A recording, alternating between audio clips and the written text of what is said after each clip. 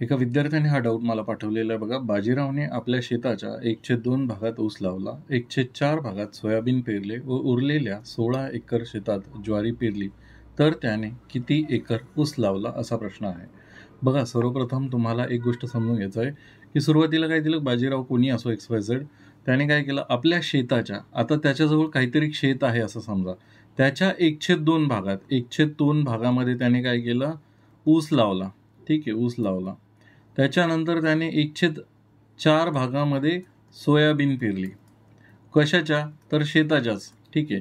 ह्या शेताच्याच भागामध्ये त्यांनी दाखवलेलं आहे, की त्यांनी काय-काय केलं. मग आपण काय मानायचं असतं, जो छेद आहे तो पूर्ण शेत मानायचं. जे छेद आहे तो पूर्ण शेत मानायचा.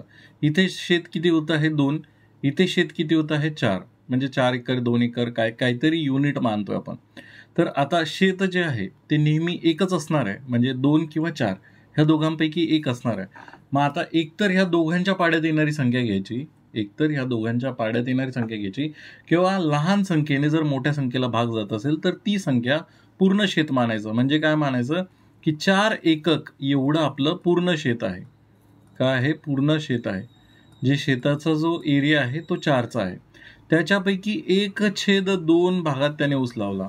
मग 4चा 1/2, 4चा 1/2 भागामध्ये, मग 4चा पूर्ण शेताचा म्हटलेला आहे म्हणून ह्या दोघांचा गुणाकार होत असतो. म्हणजेच काय, 4 गुणिले 1/2 एवढ्या भागात त्याने काय लावलेलं आहे, ऊस लावलेला आहे. मग ह्याने ह्याला कटलं तर इथे बेदोनी 4 येतं, म्हणजे 2 आलं इथे. तर तुम्ही काय म्हणू शकता, की हा जो 4 भाग पूर्ण शेताचा मानलेला आहे आपण, त्याच्यापैकी 2 भागामध्ये त्याने काय लावलं, ऊस लावलेला आहे. काय लावला? ऊस लावलेला आहे. त्याच्यानंतर काय म्हटलं, की 1/4 भागामध्ये, 1/4 भागामध्ये सेम तसंच 4चा, ह्या 4चा पूर्ण शेताचा 1/4 भाग, 4चा 1/4 भाग म्हणजे 1 एकर किंवा 1 एकक असं समजा, की 1 एककामध्ये त्याने काय लावलं, सोयाबीन लावली. सोयाबीन. आता त्याच्याकडे तुम्ही म्हणाल, की त्याच्याकडे टोटल 4 एकर जर शेती आहे, त्यातल्या 2 एकरामध्ये त्याने काय लावला, ऊस लावला. हे इथं कट करतो मी सध्या, ठीक आहे. त्याने 2 एकरामध्ये ऊस लावला. 2 एकरामध्ये त्याने ऊस लावला आणि 1 एकरामध्ये सोयाबीन लावली. आता त्याचं शेत किती उरलं, 4 पैकी 2 आणि 3 लावून झालेत, तर 1 एकर उरलेला आहे. पण गणितात काय म्हटलं, की 1 नसून किती आहे, तर 16 एकर आहे. 16 एकर शेतामध्ये त्याने काय लावलंय, ज्वारी लावली आहे. ठीक आहे. 1 नसून 16 आहे. आता काय विचारलेलं आहे, तर त्याने किती एकर ऊस लावला. ऊस म्हणजे किती, 2.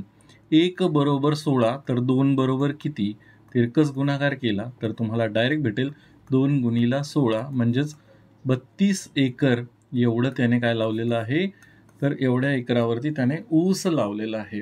जर तुमचे कोणतेही गणिताचे प्रश्न असतील, मला पाठवायचे असतील, तर आपला टेलिग्राम ग्रुपचा QR कोड आहे, यावरती तुम्ही तुमचे प्रश्न मला बिंदास पाठवू शकता. पण नाममात्र फीस ₹59 इथे मंथली अनलिमिटेड टाइम्स, म्हणजे किती वेळेस कोणताही व्हिडिओ किती वेळेस बघा, काही लिमिट नाही आहे. पण एकाच महिन्यासाठी ही मेंबरशिप ऑफर करत आहोत. त्यामध्ये हे एवढे व्हिडिओ आहेत.